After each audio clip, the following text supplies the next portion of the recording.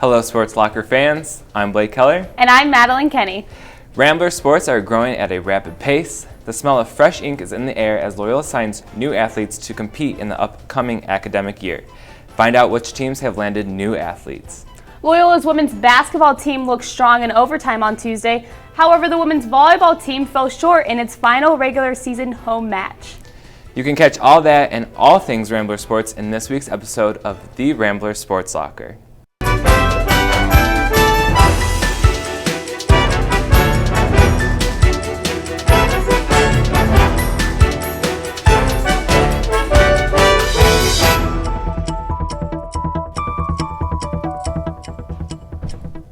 For an exciting start to the men's basketball season, the Ramblers had the opportunity to have a 3-0 record for the first time since 2010.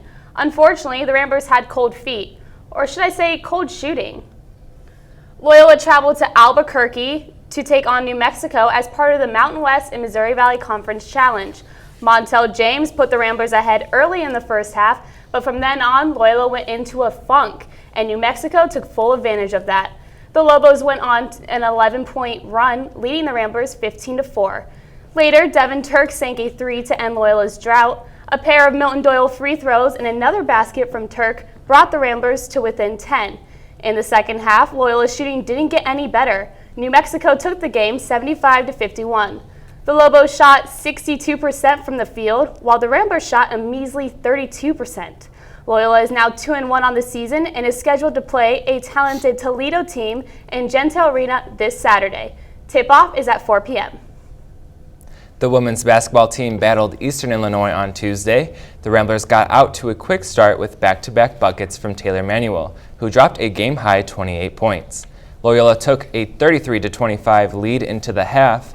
The Panthers had a strong second half, and with only a few seconds left in the game, Panther sophomore Grace Lennox hit 3 free throws to tie up the game and send it over into overtime. The extra period proved to be easy for the Ramblers, who outscored Eastern Illinois 18-7 for an 86-75 win. The victory was the women's team's first of the season. You can catch the Ramblers at Gentile Arena this Saturday as they're set to face the Miami Hurricanes. Now we're heading over to Natalie Pieper to discuss this week's number on By the Numbers. Thanks, Maddie and Blake. I'm Natalie Pieper here for this week's By the Number. This week's number is 8. Who better to represent the number 8 than the Chicago Cubs, who, back in 1908, won the World Series after defeating the Detroit Tigers. Although their final game drew only 6,210 fans and was the most poorly attended World Game Series in history, the Cubs still managed to impress, ending with no errors and a complete game shutout. Continuing with baseball, the number 8 followed Lawrence Peter Berra around his whole life. The MLB Hall of Famer, who you probably know as Yogi Berra, dropped out of the 8th grade to play baseball. Berra went on to eventually have a magnificent MLB career. He proudly donned the number 8 as a catcher for the New York Yankees. This baseball sensation hit 358 career home runs and ended up coaching the Yankees for 8 seasons. The Yankees retired his number 8 jersey in 1972 alongside Bill Dickey, a catcher who also wore the number 8 for the Yankees. Fast forward to 2008, Patrick Kane, a right wing for the Chicago Blackhawks, won the Calder Memorial Trophy for Rookie of the Year. His jersey, 88. Also in 2008, Loyola's very own women's soccer team won the Horizon League regular season crown. Moving forward to this season, Christian Rodriguez sported the number 8 for the women's soccer team, which played in the MVC Championship on November 8th. The Ramblers lost the game in a penalty shootout after 2 periods of overtime, but I'm sure they'll be happy once they see how important the number 8 is. In Loyola volleyball, senior Maureen Carls, a middle blocker for Loyola women's volleyball team, wears the number 8, and she wore it last year as a junior when she played 88 sets in the 2014 season. On the men's volleyball team, sophomore Ben Plaisted also rocks the number 8. His freshman season at Loyola, he averaged 2.4 kills per set and a recorded 8 assists. That's all we have time for now, and the number 8. I'm Natalie Pieper covering By the Numbers. Now back to you two at the desk. Thanks, Natalie. That was GR8. Great. I see what you did there. Yeah, really clever here. With the basketball teams off to a good start this season, we dig in deeper to find out how Loyola's attendance is changing. Loyola's men's basketball team had about 450 more fans in attendance through its first 2 home games of the regular season. Head coach Porter Mosier announced season ticket sales are selling at record rates. Increased attendance directly reflects the national expectations of the team. Loyola was featured in a USA Today article as a potential Cinderella team in the 2016 NCAA tournament. Students said they appreciate the Ramblers' level of play, and fans are excited to see the quality opponents come to the Gentile Arena later this season. Actually, the first game that I went to last year was when we were home against Wichita State, and we were actually up by 5 at the half. And them being such a big national team, just seeing the success that we can have against teams like that, I think just brings a little excitement to people here. The team will look for the increased attendance to continue in December when the Ramblers play 5 of their 6 games at home in Gentile Arena. A new school year means recruits can sign national letters of intent to attend Loyola. Loyola Athletics locked in some quality commitments during the fall signing period. These students will be eligible to compete for Loyola upon graduation. Starting in the 2016 and 17 academic year, men's golf will welcome 2 new players to the team, Michigan natives Nick Bonema and Justin LaFrance. Director of Golf Kyle Stefan says these new recruits will have an immediate impact on the golf program. Loyola's track and field team received 3 commitments during the fall signing period. Connor McHugh highlighted the group of new runners, who is one of the Midwest's best mid-distance runners. Also joining the team is Eric Burns, one of the top long jumpers in the state of Indiana. On the women's side, Northville, Michigan native Lindsay Walters agreed to run for the Ramblers starting next year. Walters is currently ranked 6th in the 2016 class in the 400-meter dash. These athletes will join the Ramblers in the fall of 2016. The road to the Olympics is different for each athlete, but there's a new documentary that follows the unique journey of a Paralympic athlete. Kathy Nowak with more. On Monday, November 16th, the McCormick Foundation put on an event called My Way to Olympia, featuring a documentary by disabled filmmaker Nico von Glasgow and a talk by former Paralympian Linda Mastandrea. The film followed 3 athletes' journeys and gave an overview of the Paralympic Games as a whole. After the film, Mastandrea gave a talk about her own personal journey to the Olympics, starting at the University of Illinois. Went to college at the University of Illinois and in Urbana-Champaign, and it was there that I was exposed to wheelchair sports.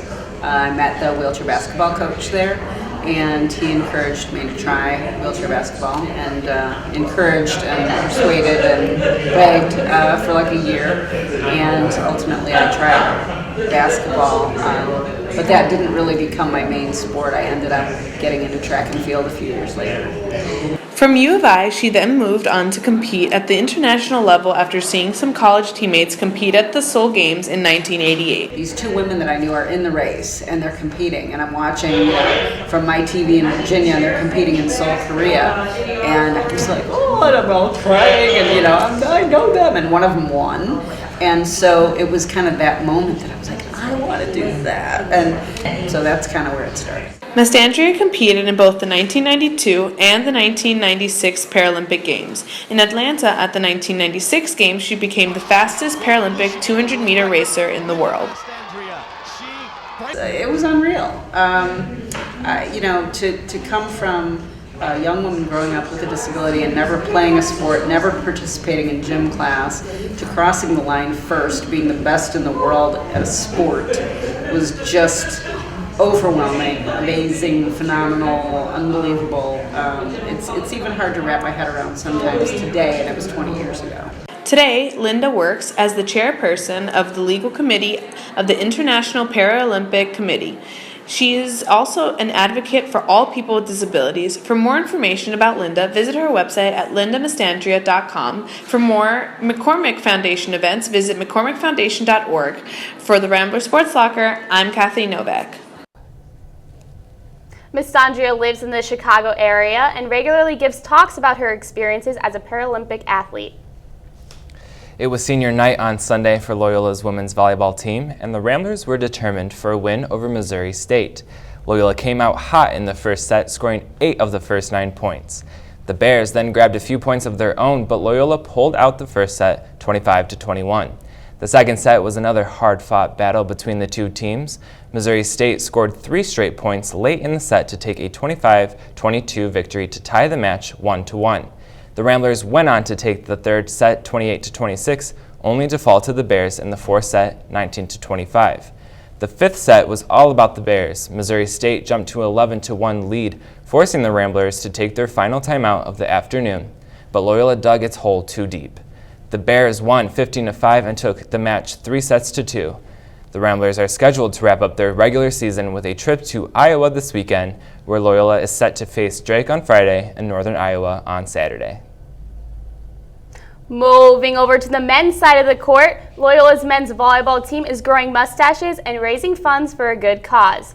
This will be the Ramblers' 4th year participating in Movember, which is intended to raise money and awareness for men's health and prostate cancer research. Senior captain Owen McAndrews suffered from testicular cancer in high school and is the lead organizer for Movember at Loyola. Over the past 3 years, the Ramblers have raised nearly $15,000 for the charity. As of this morning, the team has raised $3,443 this month. You can donate by going to LoyolaRamblers.com and clicking on Loyola's men's volleyball team page. Professional leagues have dealt with criticism about their all-star games in recent years, so the NHL has come up with a new plan for their midseason game this year. Let's send it over to Bridget Murphy and the Ramble analysts to see whether they think the new format is a boom or a bust. Hi, welcome to this week's Ramble. I'm your host, Bridget Murphy, and I'm here with Mike Nitch and Trisha Magali. Again, as last week we had a tie. And so this week we're going to be talking about the new all-star format for the NHL. This is the first format change since 2011, and they're moving into a 3-on-3 pond hockey-like format for the NHL game with an $1 million prize for the winning team. So some people are really psyched about the change. Other people want to burn the NHL commission at the stake.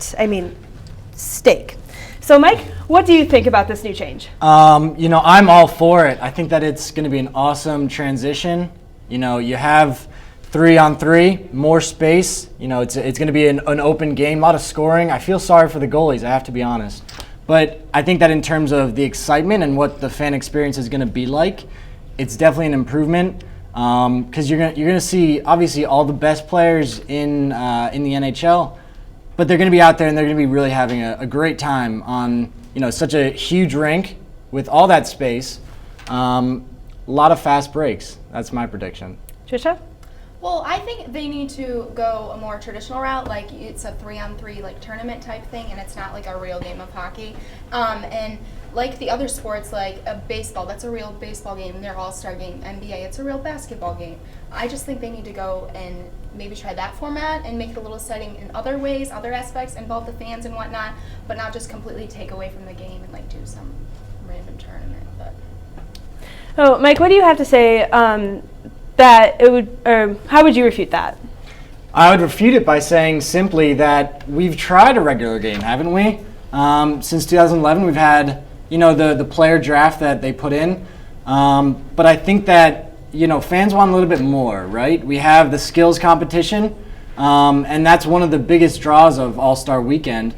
But I think that in terms of an All-Star break, giving these players the time to rest when they don't have to play a full game, that's kind of a big deal, right? But in terms of realism, would you say that it equates enough to an actual hockey game? Yeah, sure it does. I mean, there's guys out there having a good time. How can you say that, a few kids out on a pond playing hockey is not a real hockey game just because there aren't 10 players on the ice, including the goalies with the, 2 on the end. But I think that in terms of the fun aspect of it and a great environment for all the fans, really, it's going to be a huge improvement. I know that. And Trisha, what do you have to say to people who think that there's no incentive for the hockey players to do well, like you can see in the NBA All-Star Game, and a lot of the All-Star Games, people just don't have to try as much. So now that there's that $1 million incentive prize, how would you say that the new format's better or worse? See, I heard the argument about how now this new incentive actually gives them a chance at competition, but I mean, just playing a game before should have been competition enough for you and your fans to have that for the fans, because I think these All-Star weekends are based around the fans and it's for them and their experience to, do that. And I just think this $1 million incentive, I think it's a little ridiculous, and I just think it just isn't the competition enough. I mean, I guess not. Okay, that's all the time we have for today for the Ramble. I'm going to go with Trisha because I just don't think that having a bigger rink with more space is enough of an incentive to change the entire format only 3 years after they changed it the first time, or changed it the last time they changed it. That's all for the Ramble. Can I say one thing real quick? Sure, Mike. You've got to be pucking kidding me. And with that, back to you at the desk. RSL doesn't have an all-star game, but that's all right because I know I'm RSL's all-star. Sure you are, Blake. Well, whatever. Thanks, Maddie, for that. Thanks for joining us this week. I'm Blake Keller. And I'm Madeline Kenney. Tune in next week's episode for an up-to-date look at all things Rambler Sports. And don't forget to turn out the lights.